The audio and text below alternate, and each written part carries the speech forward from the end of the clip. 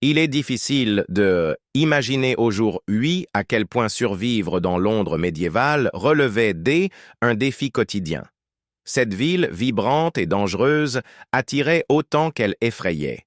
Ses ruelles étroites, pavées de pierres usées, résonnaient du bruit des marchands criant leurs prix, des charrettes grinçantes et des pas pressés d'hommes et de femmes luttant pour gagner leur vie.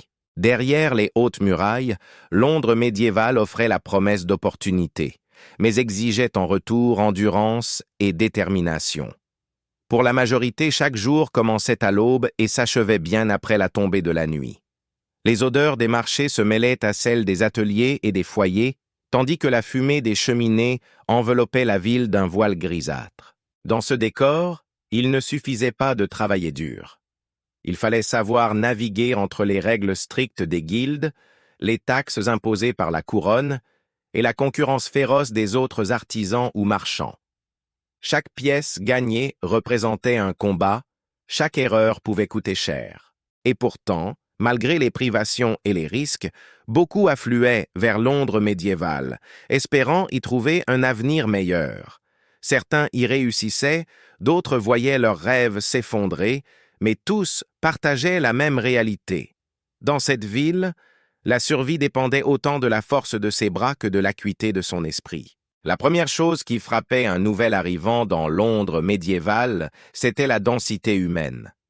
Cette effervescence, à la fois fascinante et intimidante, offrait un aperçu des opportunités, mais aussi des luttes qui attendaient quiconque voulait y faire une place. Trouver un travail stable relevait de l'exploit. Les guildes contrôlaient l'accès à de nombreux métiers, imposant des règles strictes sur la qualité des produits, les prix et le nombre d'artisans autorisés à exercer. Pour espérer intégrer l'une d'elles, il fallait souvent passer des années comme apprenti, sans salaire ou avec une maigre rétribution. Ce système protégeait les membres établis mais limitait sévèrement les chances des nouveaux venus. Pour ceux qui n'avaient ni relations ni moyens, il ne restait que les emplois non qualifiés. Porteurs, journaliers, manœuvres sur les chantiers ou aides sur les marchés. Ces tâches, physiquement éprouvantes et mal payées, ne garantissaient aucun revenu stable. Un jour de pluie pouvait suffire à priver un travailleur de sa maigre paie, et les maladies fréquentes mettaient en danger sa capacité à se nourrir. Les plus chanceux pouvaient entrer au service d'une maison noble ou marchande, comme domestique, cuisinier ou palefrenier. Ces postes assuraient un toit et des repas, mais exigeaient obéissance totale et horaires épuisants. La loyauté et la discrétion étaient de mise, car un mot de travers pouvait signifier la perte immédiate de sa place. Dans Londres médiévale, l'inégalité était visible à chaque coin de rue. Les riches marchands, vêtus de draps fins et ornés de bijoux, circulaient à cheval ou en litière, tandis que les plus pauvres marchaient dans la boue, vêtus de vêtements rapiécés. Les quartiers prospères, proches de la rivière ou des grandes halles, étaient séparés des zones misérables par quelques rues seulement. Ce contraste constant rappelait à chacun où se situait sa place dans l'échelle sociale. Pour ceux qui cherchaient à gravir les échelons, il fallait plus que du travail. Il fallait des contacts. Les relations personnelles comptaient parfois autant que le talent ou l'endurance. Un maître artisan pouvait recommander un apprenti à un marchand influent, ouvrant ainsi la porte à de meilleures commandes. Inversement, une mauvaise réputation pouvait ruiner une carrière naissante avant même qu'elle ne commence. Les jours de marché représentaient autant une chance qu'un risque. On pouvait y écouler ses produits, nouer des alliances, mais aussi se faire accuser de fraude, de concurrence déloyale ou de non-respect des règles des guildes. Une simple plainte, même infondée, pouvait mener à une amende ou à la confiscation de la marchandise. Vivre dans Londres médiévale signifiait donc accepter que la réussite ne dépendait pas seulement de ses efforts, mais aussi du jeu complexe des alliances, des rivalités et des faveurs. Une leçon que tout nouvel arrivant apprenait rapidement, souvent à ses dépens. La vie quotidienne dans Londres médiévale était rythmée par le travail, mais aussi par les imprévus.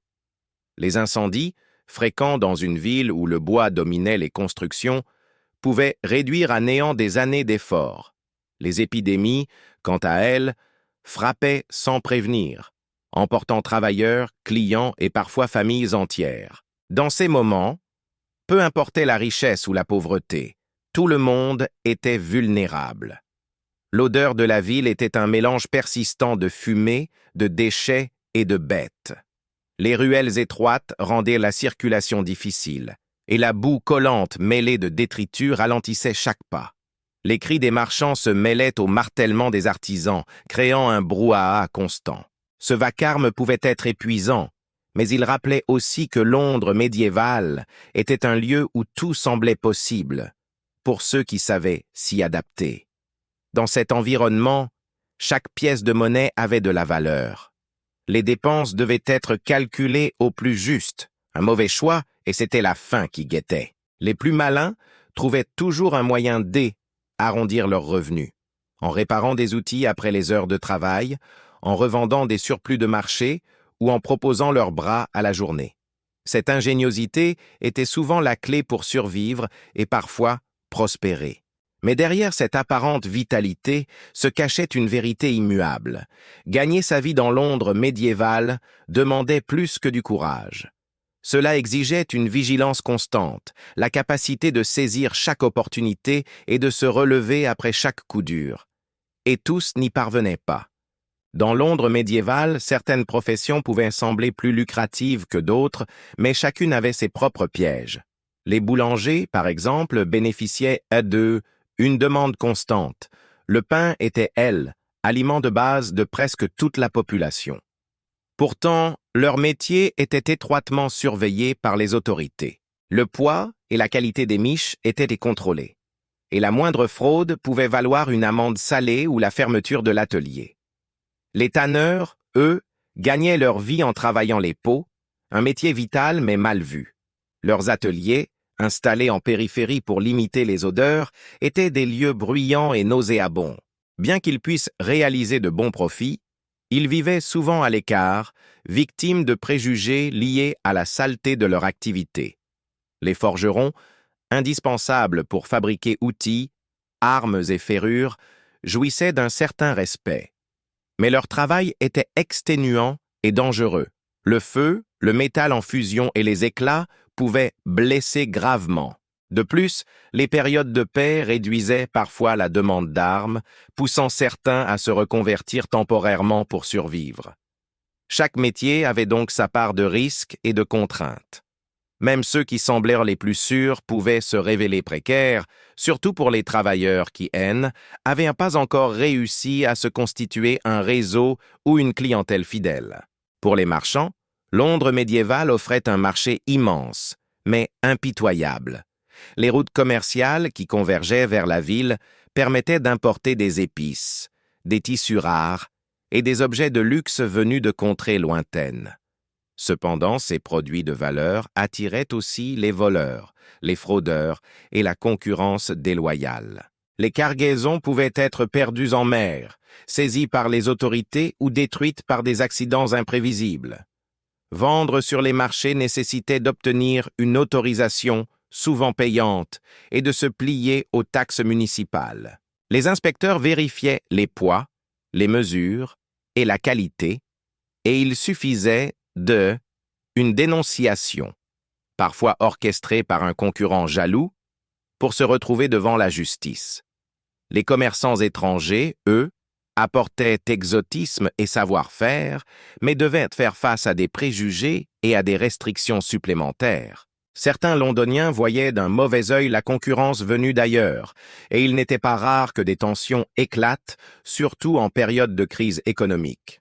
Ainsi, même dans un domaine aussi attractif que le commerce, réussir demandait plus que des marchandises de qualité. Il fallait savoir négocier, s'allier à des partenaires fiables et se protéger des coûts bas qui faisaient partie intégrante de la vie dans Londres médiévale. Certains choisissaient des métiers liés au transport, profitant du rôle central de Londres médiévale comme carrefour d'échange. Les bateliers assuraient la circulation des personnes et des marchandises sur la Tamise, un travail essentiel mais soumis aux caprices de la météo et aux dangers des eaux encombrées. Les charretiers, eux, transportèrent les marchandises par voie terrestre, affrontant les rues étroites et boueuses de la ville ainsi que les risques de vol. Ces professions pouvaient être rentables, surtout pour ceux qui possédaient leur propre embarcation ou chariot. Mais les coûts d'entretien, les péages et les taxes absorbaient une bonne partie des bénéfices. De plus, un accident ou la perte d'un chargement pouvait ruiner un travailleur du jour au lendemain. Pour les plus pauvres, il restait toujours la possibilité de devenir porteur, un métier ne nécessitant qu'une bonne condition physique. Ces hommes, parfois épaulés par des adolescents, transportaient à dos d'hommes des paniers, des caisses ou même des personnes dans des chaises portatives.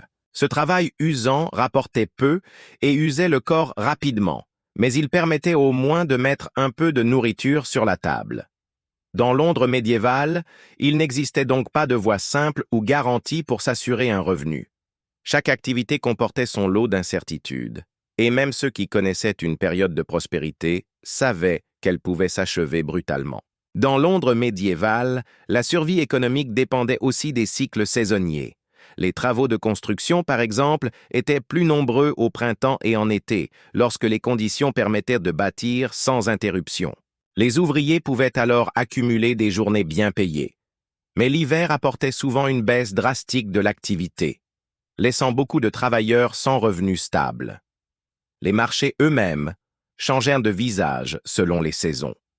L'abondance des récoltes en automne remplissait les étals de fruits, légumes et céréales, faisant baisser les prix pour un temps.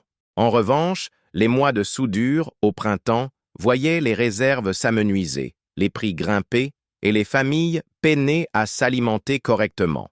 Les pêcheurs, eux, subissaient les variations de la météo, certaines tempêtes interdisant toute sortie en mer pendant plusieurs jours. Ces fluctuations rendaient la planification financière presque impossible pour les petites gens. Beaucoup tentaient de diversifier leurs sources de revenus, travaillant à la fois dans un métier principal et en effectuant des tâches ponctuelles, comme couper du bois, réparer des outils ou vendre quelques produits faits maison. Mais même avec cette polyvalence, la précarité restait une réalité constante. Ainsi, dans Londres médiévale, savoir S adapté au changement de saison N n'était pas un simple atout. C était une question de survie. Les conditions de vie dans Londres médiévale amplifiaient encore la difficulté de gagner sa vie. Les loyers, même pour de modestes chambres, pouvaient absorber une large part des revenus. Dans les quartiers populaires, plusieurs familles se partageaient souvent une seule pièce, dormant sur des paillasses et cuisinant sur un foyer commun. L'humidité, la promiscuité et la mauvaise aération favorisaient la propagation des maladies qui pouvaient mettre un travailleur hors service pendant des semaines. La nourriture, elle aussi, représentait une dépense conséquente. Le pain, élément central de l'alimentation, voyait son prix fluctuer selon les récoltes et les mauvaises années pouvaient entraîner de véritables famines locales. La viande restait un luxe pour les plus pauvres, consommée seulement lors de fêtes ou d'occasions spéciales. Les légumes et les légumineuses complétaient l'essentiel des repas, mais leur disponibilité dépendait des saisons. À cela s'ajoutait le poids des taxes et des amendes, qui pouvaient frapper sans prévenir. Un commerçant pris en défaut sur la qualité de ses produits, un artisan accusé d'utiliser de mauvaises mesures ou même un simple citoyen impliqué dans une dispute de rue pouvaient se voir infliger des sanctions financières lourdes. Et pour ceux qui vivaient déjà au jour le jour, une seule amende suffisait à basculer dans la misère. Ainsi, le quotidien dans Londres médiévale n'était pas seulement une lutte pour gagner de l'argent, mais aussi pour en conserver assez afin de survivre aux imprévus. Un autre obstacle à la stabilité financière dans Londres médiévale était la dépendance à un réseau de relations. Les recommandations jouaient un rôle clé pour obtenir un emploi, surtout dans les métiers mieux rémunérés ou plus prestigieux. Un apprenti pouvait espérer devenir compagnon puis maître, mais seulement si son maître jugeait son travail digne et acceptait de lui donner sa chance. Ce système favorisait ceux qui naissaient dans des familles déjà bien introduites. Les fils de marchands reprenaient souvent l'affaire familiale, bénéficiant de clients fidèles et de capitaux de départ. À l'inverse, les nouveaux venus, qu'ils soient originaires de la campagne ou d'autres villes, devaient se contenter des emplois les moins payés et les plus pénibles, parfois pendant des années, avant de se constituer une réputation. La mobilité sociale existait, mais elle était rare et exigeait une combinaison de talent, d'endurance et de chance. Un artisan particulièrement habile pouvait attirer l'attention d'un mécène ou obtenir un contrat important, mais ces opportunités restaient l'exception.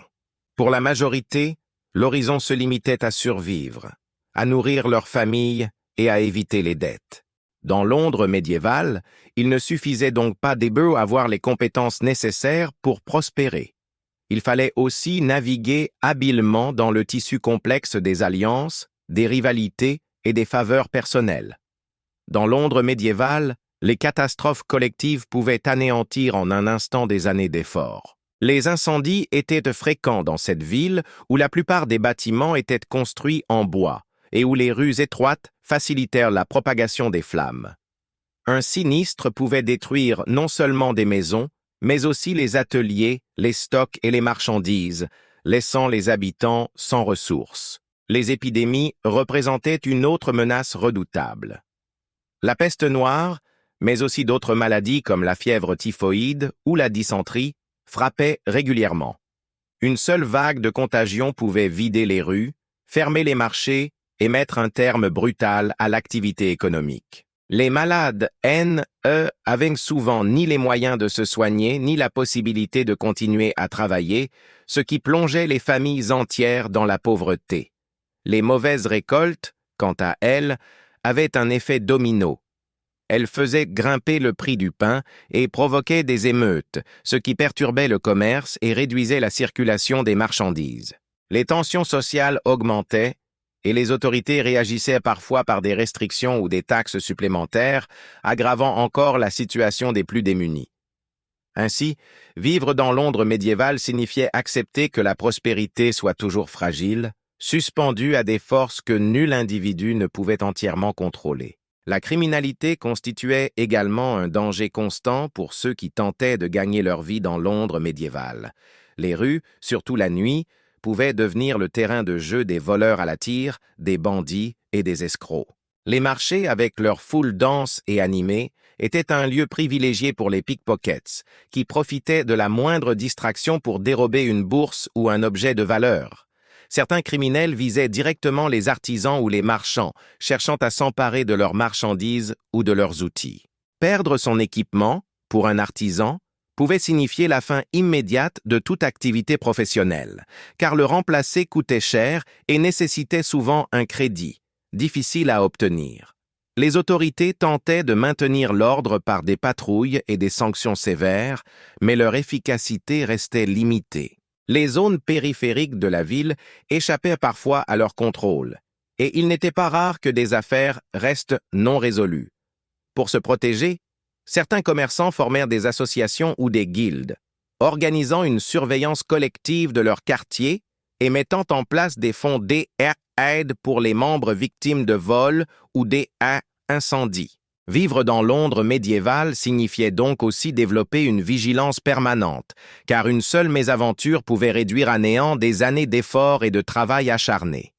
Les obligations envers l'Église et la couronne ajoutaient une pression supplémentaire sur ceux qui tentaient de subsister dans Londres médiévale. Les dîmes, prélevées par l'Église, représentaient une part non négligeable des revenus, même pour les plus pauvres. Elles étaient exigées en nature ou en argent, et le refus de payer pouvait entraîner des sanctions spirituelles ou matérielles. À cela s'ajoutaient les impôts royaux et municipaux, parfois augmentés pour financer des guerres ou des projets d'urbanisme. Ces prélèvements tombaient sans tenir compte des difficultés personnelles, et leur non-paiement entraînait la saisie de biens, voire l'emprisonnement. Les marchands payaient aussi des droits de douane sur les produits importés, ce qui augmentait leurs coûts et réduisait leurs marges. Pour un habitant modeste, jongler entre ses obligations fiscales et les dépenses quotidiennes relevait d'un exercice périlleux. Certains tentaient de contourner le système par la contrebande ou en travaillant au noir, mais ces pratiques comportaient des risques élevés si elles étaient découvertes. Dans Londres médiévale, chaque pièce de monnaie devait être dépensée avec prudence, car entre les loyers, la nourriture, les outils, les taxes et les imprévus, il restait bien peu à épargner, et encore moins pour espérer gravir l'échelle sociale. Pour espérer améliorer leur sort dans Londres médiévale, certains habitants misèrent sur l'apprentissage d'un métier spécialisé. Les guildes, puissante corporation organisant la vie économique, jouait un rôle central dans cette démarche. Elle fixait les règles de formation, les tarifs, la qualité des produits et contrôlait l'accès à la profession. Un jeune apprenti, souvent issu d'une famille modeste, était placé chez un maître pour plusieurs années. Il travaillait dur, recevait le gîte et le couvert, mais peu ou pas d'argent. En échange, il apprenait les techniques, les secrets et les règles de la profession. Une fois formé, il devenait compagnon et pouvait être rémunéré. Mais il lui fallait encore, pour devenir maître, produire un chef-d'œuvre validé par la guilde et payer des frais parfois prohibitifs. Les guildes offraient aussi un certain soutien à leurs membres, aide financière en cas de maladie, protection contre la concurrence déloyale et parfois assistance pour obtenir des contrats.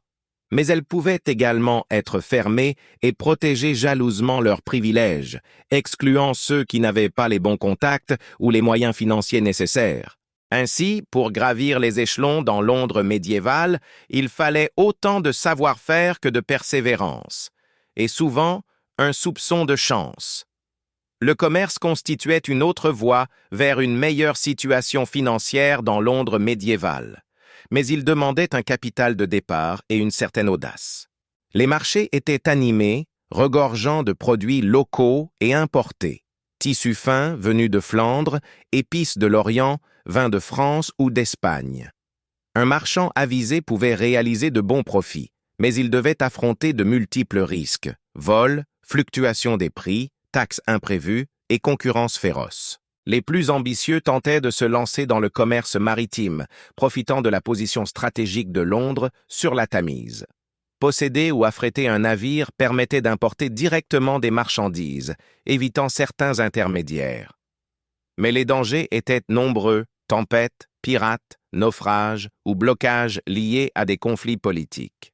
Pour un commerçant novice, percer dans cet univers nécessitait non seulement de bonnes connaissances des marchés, mais aussi un réseau fiable de partenaires et d'alliés.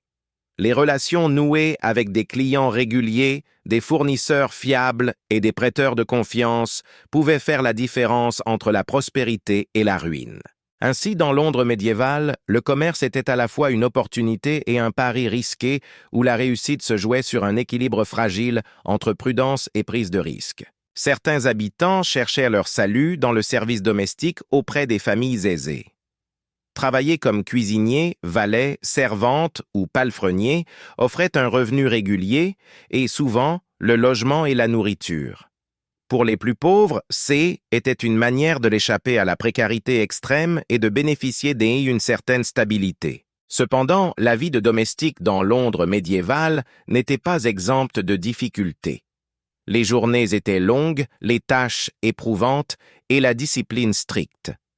Le maître ou la maîtresse de maison contrôlait non seulement le travail, mais parfois aussi la vie personnelle des domestiques, qui devaient souvent obtenir la permission pour se marier ou changer d'emploi. Les places les plus recherchées étaient celles dans de grandes maisons nobles ou chez de riches marchands, où les conditions matérielles étaient meilleures et les pourboires plus généreux. Mais ces postes étaient rares et très convoités, souvent réservés à ceux qui avaient déjà des relations dans le milieu ou une réputation irréprochable. Ainsi, même dans le service domestique, gravir les échelons demandait patience, dévouement et un sens aigu des relations humaines, car une recommandation favorable pouvait transformer une vie, tout comme une mauvaise réputation pouvait la briser. Pour beaucoup d'habitants, la survie dans Londres médiévale reposait aussi sur des petits boulots, souvent temporaires et mal payés. Les journaliers, par exemple, vendaient leurs forces de travail au jour le jour, se présentant tôt le matin sur les places où des employeurs potentiels venaient recruter. Les tâches pouvaient aller du déchargement de cargaisons au nettoyage des rues, en passant par des travaux de construction. Ces emplois étaient à la précaire. Un jour de pluie, une absence de chantier ou un conflit pouvait signifier aucun revenu. Les journaliers devaient donc saisir chaque occasion, même si elle impliquait de longs trajets à pied ou des tâches particulièrement pénibles. D'autres survivaient grâce à des activités encore plus informelles.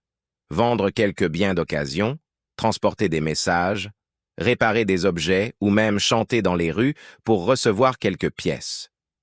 Ces petites sources de revenus, bien que modestes, permettèrent parfois de franchir un mois difficile ou de payer un loyer en retard. Dans Londres médiévale, vivre ainsi au jour le jour demandait une endurance remarquable, une grande adaptabilité et souvent une bonne dose de résilience face aux imprévus. Parmi les moyens de survie les plus risqués dans Londres médiévale figuraient les activités illégales. Le vol à la tire, la contrebande ou la falsification de marchandises attiraient ceux qui, désespérés, ne voyaient pas d'autre issue. Les ruelles étroites, les marchés bondés et les docks animés offraient de nombreuses occasions aux pickpockets et receleurs. Cependant, les conséquences pouvaient être sévères. La justice médiévale était impitoyable envers les voleurs, amendes lourdes, châtiments corporels, exposition publique au pilori, voire, pour les cas jugés les plus graves, la peine capitale. Malgré ces risques, la pauvreté poussait certains à tenter leur chance, espérant passer entre les mailles du filet. Il existait aussi un marché noir florissant, alimenté par des produits volés ou importés illégalement pour éviter les taxes. Les autorités municipales et les guildes combattèrent ces pratiques, mais elles ne pouvaient pas toujours endiguer le flux constant de biens circulant hors des circuits officiels. Ainsi, pour les plus désespérés, elles, ombre des ruelles, offraient autant une promesse de gain rapide qu'une menace constante de ruine ou de condamnation. Enfin, certains habitants cherchaient à améliorer leur situation en quittant Londres médiévale pour tenter leur chance ailleurs. Les récits de meilleures conditions de travail dans d'autres villes, ou même à l'étranger, pouvaient séduire ceux qui ne voyaient plus d'avenir dans leur quartier. Cependant, partir représentait un pari risqué. Abandonner ses réseaux, affronter les dangers du voyage et s'adapter à un nouvel environnement sans certitude de succès. Pour d'autres, c'était le contraire. Ils venaient à Londres attirés par la promesse de plus grandes opportunités économiques. Mais beaucoup découvraient rapidement que la concurrence y était féroce et que la vie pouvait y être aussi rude, sinon plus, que dans leur région d'origine. Qu'on choisisse de partir ou d'arriver, ces mouvements reflétaient une constante. Dans Londres médiévale, la quête d'une vie meilleure exigeait courage, endurance et souvent une part de sacrifice. Les espoirs pouvaient se concrétiser ou se briser sur les dures réalités de la vie urbaine. La vie dans Londres médiévale était un équilibre fragile entre espoir et survie. Chaque jour apportait son lot de défis, qu'il s'agisse de trouver du travail, de conserver un logement, de se nourrir convenablement ou simplement d'échapper aux dangers qui rôdaient dans les rues. Les plus chanceux réussissaient à se hisser au-dessus de la misère grâce à un métier stable, des relations influentes ou un coup du sort favorable. Les autres devaient naviguer entre la précarité, les petits boulots et parfois les choix risqués pour joindre les deux bouts. Ce tableau n'était pas que sombre. Derrière les façades usées et les pavés inégaux, Londres médiévale regorgeait aussi d'entraide, de solidarité et de rêves tenaces. Les marchés bourdonnaient de vie, les tavernes résonnaient de rire et même dans la plus grande pauvreté, certains trouvaient des instants de joie à partager. Peut-être est-ce là la leçon la plus durable de cette époque. Malgré les privations et les épreuves, les habitants de Londres médiévale portaient en eux une résilience incroyable. Et si l'histoire nous enseigne bien une chose, c'est que l'esprit humain, même acculé par l'adversité, peut toujours chercher la lumière au milieu de l'ombre.